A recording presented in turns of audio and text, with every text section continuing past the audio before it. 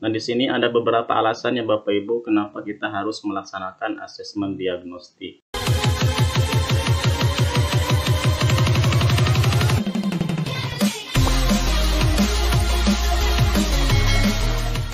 Assalamualaikum warahmatullahi wabarakatuh. Salam semangat Bapak dan Ibu guru hebat. Semoga kita semua selalu diberikan kesehatan dan kekuatan serta semangat dalam mengikuti kegiatan pelatihan mandiri di aplikasi Merdeka Mengajar.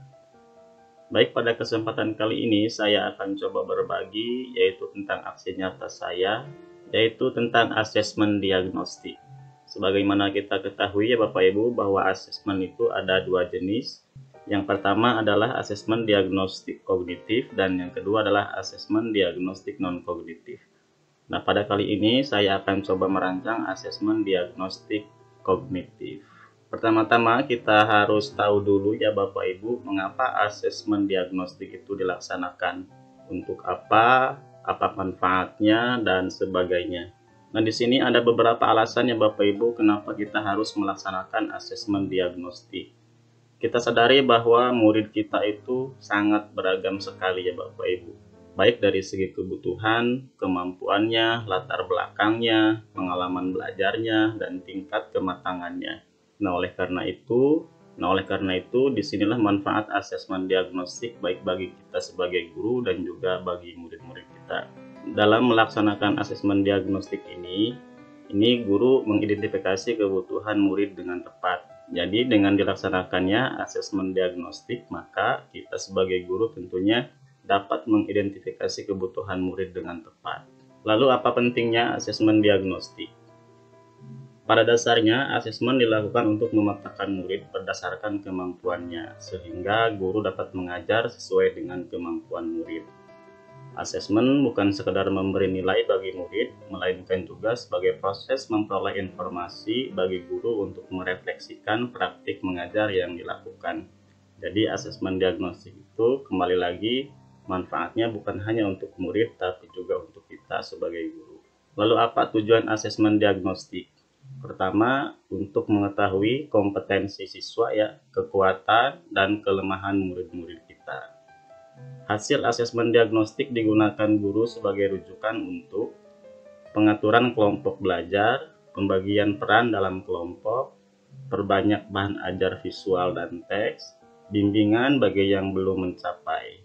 Nah, inilah Bapak Ibu tujuan kenapa kita harus melaksanakan asesmen diagnostik. Selanjutnya adalah tahapan penyusunan asesmen diagnostik. Di sini ada 6 tahapan ya Bapak Ibu dalam penyusunan asesmen diagnostik. Yang pertama adalah menganalisis rapor murid tahun sebelumnya. Di sini kita juga bisa berdiskusi dengan guru kelas sebelumnya. Kedua, mengidentifikasi kompetensi yang akan diajarkan. 3, menyusun instrumen untuk mengukur kompetensi murid, seperti unjuk keterampilan, checklist, tes, hasil observasi, dan lain-lain. 4, menggali informasi tentang murid, latar belakang keluarga, motivasi, minat, sarana dan prasarana belajar murid. 5, melaksanakan asesmen dan mengolah hasil. 6, menggunakan data hasil asesmen untuk merencanakan pembelajaran yang lebih bermakna dan tepat sasaran. Lalu kapan waktu yang tepat untuk melaksanakan asesmen diagnostik? Di sini asesmen diagnostik itu bisa kita lakukan yang pertama yaitu pada minggu-minggu awal tahun ajaran, dan yang kedua di awal pembahasan materi yang baru. Selain itu, asesmen diagnostik dilakukan pada kompetensi-kompetensi yang dirasa penting diketahui guru dari awal. Nah, jadi tidak harus semua kompetensi ya kita lakukan asesmen diagnostiknya. Pertama, persiapan pelaksanaan asesmen diagnostik. Nah, di sini saya coba melakukan asesmen diagnostik itu pada mata pelajaran matematika di kelas 5 tentang geometri dan pengukuran. Di sini tujuan pembelajarannya yaitu mengenal dan menggunakan satuan kecepatan dan debit. Ada 2 soal, kemudian menghitung luas bangun datar. Ini ada 6 soal, kemudian menganalisis limas, kerucut, dan bol. Ini ada 2 soal. Dan untuk persiapan pelaksanaan asesmen diagnostik ini ada 3 tahapan ya Bapak Ibu. Pertama, kita membuat rencana pelaksanaan asesmen. Kedua, kita identifikasi materi asesmen. Dan ketiga, menyusun 10 soal sederhana. Selanjutnya, membuat rencana pelaksanaan asesmen. tahapan kegiatannya menentukan kelas. Ini misalkan tadi saya murid kelas 5, kemudian menentukan mata pelajaran dan topik, misalkan matematika yaitu tentang pengukuran dan bangun geometri. Selanjutnya menentukan waktu pelaksanaan asesmen. Nah, ini saya laksanakannya di awal tahun ajaran yang sekarang. Menentukan tempat melakukan asesmen. Nah, ini saya juga melaksanakannya di rumah mereka masing-masing ya Bapak Ibu. Selanjutnya menentukan cara metode asesmen. Ini saya buatkan link Google Form untuk soalnya. Selanjutnya adalah identifikasi materi asesmen. Topik apa saja yang perlu dipahami oleh peserta didik pada jenjang kelas ini, kemudian pengetahuan dan keterampilan apa yang perlu dikuasai oleh siswa dari jenjang kelas sebelumnya yang menjadi prasyarat dasar yang perlu dikuasai agar dapat mengikuti pembelajaran di jenjang kelas sekarang. Selanjutnya menyusun 10 soal sederhana. Asesmen terdiri dari 10 soal, 8 soal yang merupakan prasyarat dasar yang diidentifikasi pada langkah sebelumnya, dan 2 terkait pengajaran yang baru. Jadi 2 soal dari kemampuan dasar 2 kelas di bawah atau KD2 semester 2, kemudian 6 soal dari kemampuan dasar 1 kelas di bawah KD1 semester 1 dan 2, kemudian 2 soal dari kemampuan dasar KD semester 1 kelas yang baru akan dimulai dari kelas 5. Selanjutnya adalah pelaksanaan asesmen. Nah, di sini saya laksanakannya asesmen belajar dari rumah. Kemudian soal asesmen diberikan dalam bentuk Google Form. Link Google Formnya saya kirimkan yaitu lewat WA Group. Ini untuk soal asesmennya saya ambil di aplikasi Merdeka Mengajar, yaitu tentang asesmen murid. Dan ini adalah link Google Form yang saya berikan kepada anak-anak. Setelah itu kita melaksanakan tindak lanjut asesmen. Tahapan ini mencakup 4 langkah, diantaranya yang A, lakukan pengolahan hasil asesmen. Kemudian berdasarkan hasil penilaian, siswa dibagi menjadi 3 kelompok. Lakukan penilaian pembelajaran topik yang sudah diajarkan sebelum memulai topik pembelajaran baru.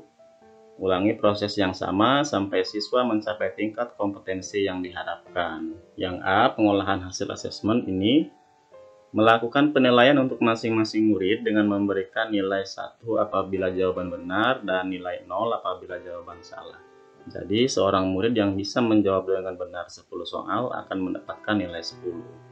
Setelah itu menghitung rata-rata kelas dengan menambahkan nilai total semua murid dan membagi dengan jumlah murid yang mengikuti asesmen awal. Yang B, berdasarkan hasil penilaian, siswa dibagi menjadi 3 kelompok. Nah, di sini kelompok pertama, siswa dengan rata-rata kelas akan diajar oleh guru kelas.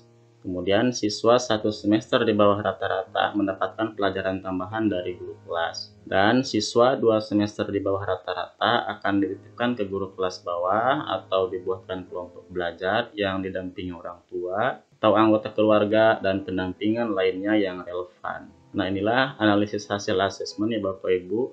Sini ada 10 soal, kemudian nama anaknya di sini.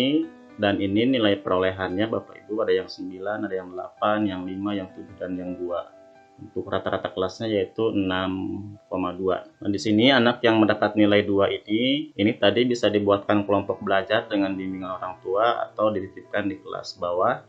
Dan untuk anak yang mendapat nilai 5 ini bisa diberikan kelas tambahan. Sedangkan untuk anak yang mendapat nilai di atas rata-rata 7, 8, dan 9 diajar di kelas. Selanjutnya yang C, yaitu lakukan penilaian pembelajaran topik yang sudah diajarkan sebelum memulai topik pembelajaran yang baru. Yang D, ulangi proses yang sama sampai siswa mencapai tingkat kompetensi yang diharapkan. Adapun kegiatannya yaitu guru melakukan asesmen diagnostik kognitif berkala pada awal dan setiap kali akan berganti topik pembelajaran baru. Kemudian, guru melakukan asesmen diagnostik kognitif untuk menyesuaikan tingkat pembelajaran dengan kemampuan siswa, bukan untuk mengejar target kurikulum. Kemudian, guru mengajar kelompok sesuai dengan tingkat pembelajaran. Guru menyesuaikan aktivitas dan materi belajar di kelas dengan peningkatan rata-rata semua murid di kelas. Nah, yang paling penting di sini Bapak Ibu yang harus diingat oleh kita semua sebagai guru adalah bahwa setiap murid di kelas memiliki kemampuan yang berbeda-beda. Maka dari itu, asesmen diagnostik diperlukan untuk mengidentifikasi kompetensi, kekuatan, dan kelemahan murid. Baik, sampai di sini dulu video kali ini. Mudah-mudahan ada manfaatnya untuk Bapak Ibu semua. Tentunya dalam video ini, dalam rancangan asesmen diagnostik yang saya lakukan ini masih banyak kekurangan dan kelemahannya. Oleh karena itu, mohon kiranya bagi rekan-rekan semua untuk memberikan tanggapannya bisa di kolom komentar. Terima kasih, saya akhiri. Wassalamualaikum warahmatullahi wabarakatuh.